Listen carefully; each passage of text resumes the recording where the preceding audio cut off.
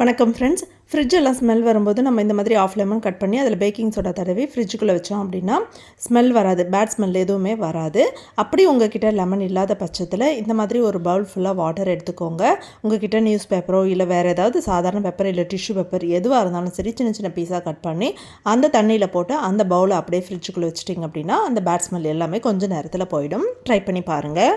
Water பாட்டில்லாம் wash பண்ணுறதுக்கு நம்மக்கிட்ட brush இல்லை அப்படின்னா நம்ம சுடு தண்ணி ஊற்றி லெமன் ஊற்றி அந்த மாதிரி கூட வாஷ் பண்ணிக்கலாம். நல்லா குளிக்க எடுத்தோன்னா க்ளீனாக ஆகிடும். ஆனால் நம்மக்கிட்ட ப்ரஷ் வச்சு தேய்க்கணும் அப்படின்ற ஒரு சூழ்நிலை வரும்பொழுது அது அப்போ தான் திருப்தியாக இருக்கும்னு நினைக்கிறீங்க அப்படின்னா இந்த மாதிரி ஒரு நீட்டு கரண்டி எடுத்துக்கோங்க. ஜல்லி கரண்டி மாதிரி, இதை விட நீட்டாக இருந்தால் கூட ஓகே.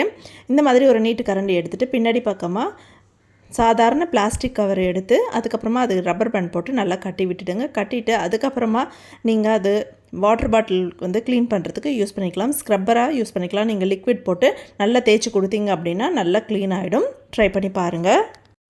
இந்த மாதிரி கேரட் துருவர கிரேட்டர் எல்லாம் சீக்கிரமாக அந்த ஷார்ப் போயிடுச்சு அப்படின்னா அதை ஷார்ப் பண்ணுறதுக்கு நம்ம வீட்டில் இருக்கிற இடிக்கல் எடுத்து, அதாவது இஞ்சி பூண்டு இடிக்கிற இந்த கல் தாங்க. இந்த கல் எடுத்து நல்லா தேய்ச்சி கொடுத்தீங்க அப்படின்னாலே நல்லாவே ஷார்ப் ஆகிடும். அப்படி உங்கள் வீட்டில் இடிக்கல் இல்லைன்னா வீட்டில் இருக்கிற ₹1 ₹2 இல்லைனா ₹5 காயின் எடுத்து நல்லா அந்த தேய்ச்சி கொடுங்க. அந்த கிரேட் பண்ணி விடுற மாதிரியே விட்டிங்கனாலே நல்லாவே ஷார்ப் ஆகிடும். ட்ரை பண்ணி பாருங்கள்.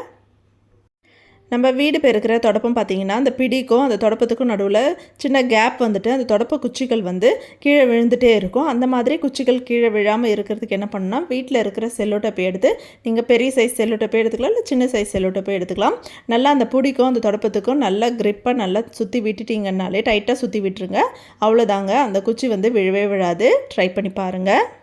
இந்த மாதிரி பாக்ஸில் ஏதாவது ஸ்டோர் பண்ணுறீங்க அப்படின்னா அந்த பாக்ஸ்க்குள்ளே அதை போட்டுட்டு பின்னாடி பக்கமாக கொஞ்சமாக நம்ம வீட்டில் இருக்கிற குக்கிங் ஆயில் இல்லை கோகனட் ஆயில் ஏதாவது ஆயில் எடுத்து நல்லா தடவி விட்டுக்கோங்க. இது இப்போ என்ன பண்ண போகிறோம் அப்படின்னா நம்ம ஃப்ரீசரில் வைக்கக்கூடிய பொருட்கள், அதாவது நம்ம ஏதாவது நான்வெஜ் வாங்கியிருப்போம், அதை ஈவினிங்காக செஞ்சுக்கலான்னு சொல்லிட்டு ஃப்ரீசரில் வச்சுருவோம். ஆனால் எடுக்கும்பொழுது ரொம்பவே கஷ்டமாக இருக்கும். அந்த மாதிரி கஷ்டப்பட வேணான்றதுக்காக தான் இந்த டிப் சொல்கிறேன்.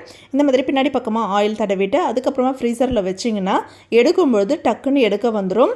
ஒரு 2 நாள் கழிச்சு எடுத்தால் கூட நல்லா ஈஸியாக எடுக்க வந்துடும். ட்ரை பண்ணி பாருங்கள்.